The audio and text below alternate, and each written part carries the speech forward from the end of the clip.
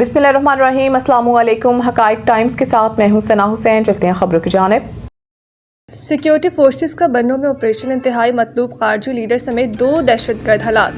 पाक फौज के शोबा ताल्लुकात आमा ISPR के मुताबिक सिक्योरिटी फोर्सेस ने बन्नू में खवारिज की मौजूदगी के इत्तला पर इंटेलिजेंस बेस्ड ऑपरेशन किया, जिस दौरान शदीद फायरिंग के तबादले में 2 खवारिज हलाक हो गए। हलाक खवारिज से खुदकुश जैकेट, असलहा और गोला बारूद भी बरामद किया गया। ISPR का कहना है कि हलाक खवारिज में ख्वाजी रिंग लीडर वहीदुल्ला उर्फ मुख्तियार और एक खुदकुश बमबार शामिल है। खारजी रिंग लीडर वहीदुल्ला उर्फ मुख्तियार दहशतगर्दी की मुतादिद कार्रवाइयों में मुलव्विस रहा। ख्वाजी रिंग लीडर वहीदुल्ला इंतहाई मतलूब दहशतगर्दों की फहरिस्त में शामिल था।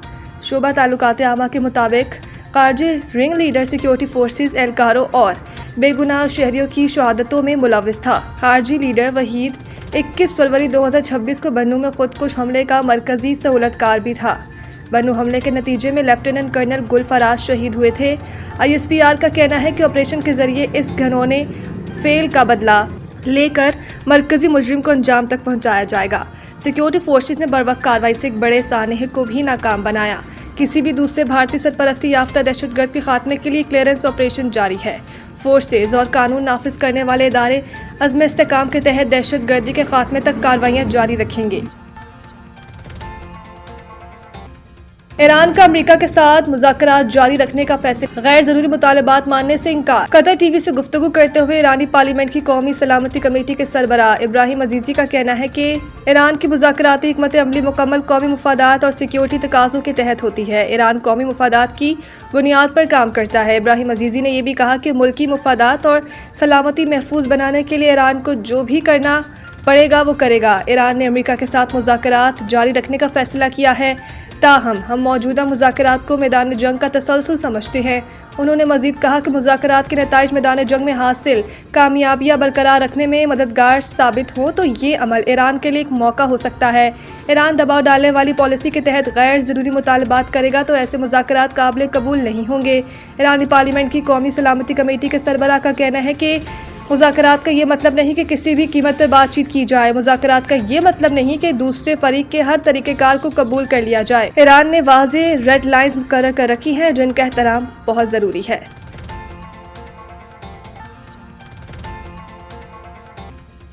पाकिस्तान फिर मरकज़े निगाह, ईरान से मुज़ाकरात का अगला दौर इस्लामाबाद में होगा। ट्रंप ट्रुथ सोशल पर अपने बयान में अमेरिकी सदर डोनाल्ड ट्रंप कहते हैं कि हमारे नुमाइंदे मुज़ाकरात के लिए पाकिस्तान मौजूद होंगे। स्टीव विटकॉफ और जेरेड कुशनर मुज़ाकरात में शामिल होंगे। हम एक मुआहदे तक पहुंचने के करीब हैं। ट्रंप ने मजीद कहा कि ईरान को एक मुनसिफाना और काबिल कबूल पेशकश दे रहे हैं। ईरान से मुआहदा किसी न किसी तरीके, दोस्ताना या मुश्किल तरीके से हो जाएगा। ईरान को बहुत अच्छी डील ऑफ़र की है। डील ना हुई तो वो काम करूँगा जो 47 साल में कोई अमरीकी सदर ना कर सका। अमरीकी सदर ने कहा कि ईरान ने डील कबूल ना की तो इसका हर पावर प्लांट और पुल तबाह कर दूंगा। अब मज़ीद नरमी नहीं दिखाई जाएगी। वक्त आ गया है ईरान की क्लिंग मशीन को ख़त्म किया जाए। ईरान ने जंगबंदी की संगीन खिलाफ वर्जी की है।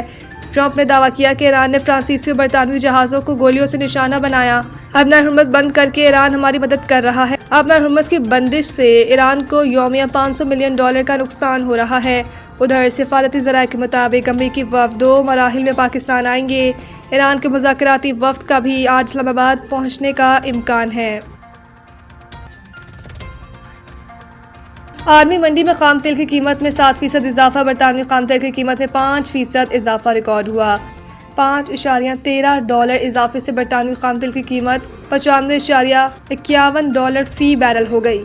अमरीकी खाम तेल की कीमत में 7% इजाफा हुआ, जिसके बाद अमरीकी खाम तेल की कीमत $89.80 फ़ी बैरल हो गई। उधर आर्मी मार्केट में गैस की कीमत तकरीबन 2% इजाफे से $2.71 फ़ी MMBTU हो गई।